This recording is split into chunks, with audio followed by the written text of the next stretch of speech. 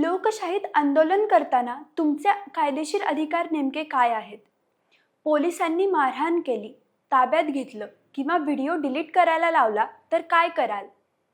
देशभरात विविध कारणांवरून आंदोलन होत असताना काही आंदोलने शांततेत पार पडतात, तर काही ठिकाणी पोलिसांकडून लाठीचार्ज किंवा आंदोलकांना ताब्यात घेण्याच्या घटना समोर येतात. अशा वेळी अनेकांच्या मनात एकच प्रश्न निर्माण होतो. आंदोलन करताना नागरिकांचे अधिकार नेमके काय असतात? पोलिसांनी मारहाण केली, ताब्यात घेतलं किंवा मोबाईलमधील व्हिडिओ डिलीट करण्याचा प्रयत्न केला तर कायदेशीररित्या कोणती पावलं उचलता येतात? चला याबद्दल सविस्तर जाणून घेऊया.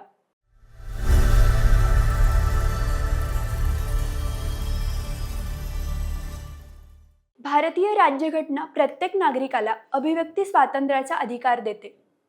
अनुच्छेद 19(1) आणि 19(1)(ब) अंतर्गत नागरिकांना शांततेत आणि शस्त्रांशिवाय एकत्र येऊन आंदोलन, मोर्चा किंवा निदर्शने करण्याचा अधिकार आहे. त्यामुळे शांततामय आंदोलन हे पूर्णपणे घटनात्मक आहे. मात्र हा अधिकार अमर्याद नाही. सार्वजनिक सुव्यवस्था, देशाची सुरक्षा आणि इतर नागरिकांच्या अधिकारांचा विचार करून प्रशासन काही वाजवी निर्बंध लागू करू शकते. पोलिसांना प्रत्येक आंदोलनात लाठीचार्ज करण्याचा अधिकार नसतो. जमाव हिंसक झाला असेल, सार्वजनिक मालमत्तेचे नुकसान होत असेल किंवा वारंवार सूचना देऊनही जमाव पांगत नसेल, अशा परिस्थितीतच मर्यादित स्वरूपाचा बळाचा वापर केला जाऊ शकतो. त्याही आधी स्पष्ट इशारा देणे आणि लोकांना सुरक्षितपणे निघून जाण्याची संधी देणे अपेक्षित असते.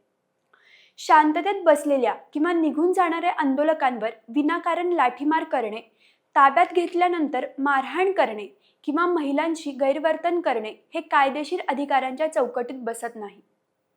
समजा एखाद्या आंदोलनादरम्यान तुमच्यावर पोलिसांकडून मारहाण झाली. अशा वेळी सर्वप्रथम स्वतःच्या सुरक्षिततेची काळजी घ्या आणि शक्य तितक्या लवकर जवळच्या रुग्णालयात उपचार घ्या. डॉक्टरांनी दिलेला वैद्यकीय अहवाल, औषधांच्या पावत्या, एक्स-रे किंवा स्कॅन रिपोर्ट हे सर्व पुरावे जपून ठेवणे अत्यंत महत्त्वाचं असतं. त्याचबरोबर जखमांचे फोटो, व्हिडिओ, घटनास्थळावरील दृश्ये, प्रत्यक्षदर्शींची माहिती आणि संबंधित पोलिसांची ओळख असेल तर तीही नोंदवून ठेवावी. अनेकदा लोक मोबाईलमध्ये संपूर्ण घटना रेकॉर्ड करतात. जर पोलिसांनी व्हिडिओ डिलीट करण्यास सांगितलं किंवा जबरदस्ती केली तर सर्वप्रथम त्या व्हिडिओची मूळ प्रत दुसऱ्या व्यक्तीला पाठवावी किंवा क्लाउड स्टोरेजमध्ये सेव्ह करून ठेवावी. मूळ व्हिडिओ न्यायालयात महत्त्वाचा पुरावा ठरू शकतो. केवळ पुरावा नष्ट करण्यासाठी व्हिडिओ डिलीट करण्यास भाग पाडणं ही योग्य कायदेशीर प्रक्रिया मानली जात नाही. जर पोलिसांनी चुकीची मारहाण केली असेल किंवा अधिकारांचा गैरवापर केला असेल तर त्यांच्या विरुद्धही तक्रार दाखल करता येते. दखलपात्र गुन्हा असल्यास FIR नोंदवण्याची मागणी करता येते. संबंधित पोलीस ठाणे तक्रार घेण्यास नकार देत असेल तर कोणत्याही पोलीस ठाण्यात 0 FIR दाखल करण्याची मागणी करता येते. त्यानंतर वरिष्ठ पोलीस अधिकारी, पोलीस आयुक्त किंवा दंडाधिकाऱ्यांकडेही लेखी तक्रार देता येते. सर्वोच्च न्यायालयानेही अनेक महत्त्वाच्या निकालांमध्ये स्पष्ट केलं आहे की दखलपात्र गुन्ह्यांची माहिती मिळाल्यानंतर FIR नोंदवणं ही पोलिसांची जबाबदारी आहे. त्यामुळे तक्रार नाकारली म्हणजे प्रकरण संपलं असं होत नाही. अटक करण्यात आली तरीही नागरिकांचे काही मूलभूत अधिकार कायम राहतात. अटक का केली जात आहे हे सांगणं पोलिसांना बंधनकारक आहे. अटक झालेल्या व्यक्तीला वकिलाशी संपर्क साधण्याचा अधिकार आहे. तसेच कुटुंबियांना अटकेची माहिती देणं आवश्यक असतं. अटक केल्यानंतर साधारण 24 तासांच्या आत संबंधित व्यक्तीला दंडाधिकाऱ्यासमोर हजर करणंही कायद्याने आवश्यक आहे. महिला आंदोलकांसाठी काही विशेष संरक्षणही कायद्यात देण्यात आलं आहे. महिलेला शक्यतो महिला पोलीस कर्मचाऱ्यानेच ताब्यात घ्यावं किंवा तपासावं. महिलेशी अश्लील वर्तन, चुकीचा स्पर्श किंवा गैरवर्तन झाल्यास स्वतंत्र फौजदारी तक्रार दाखल करता येते. अशा प्रकरणात महिला अधिकाऱ्याकडून जबाब नोंदवण्याची मागणी करण्याचा अधिकारही महिलांना आहे. जर पोलिसांकडून गंभीर अत्याचार झाला असेल किंवा बेकायदेशीर ताब्यात ठेवलं गेलं असेल तर राष्ट्रीय मानवाधिकार आयोग किंवा राज्य मानवाधिकार आयोगाकडेही तक्रार करता येते. त्यासाठी वैद्यकीय अहवाल, फोटो, व्हिडिओ, साक्षीदारांची माहिती आणि पोलिसांना दिलेल्या तक्रारींच्या प्रती जोडणं आवश्यक असतं. आयोग चौकशी करून संबंधित अधिकाऱ्यांवर कारवाईची शिफारस करू शकतो. याशिवाय उच्च न्यायालयात रीट याचिका दाखल करण्याचाही पर्याय नागरिकांसमोर खुला असतो.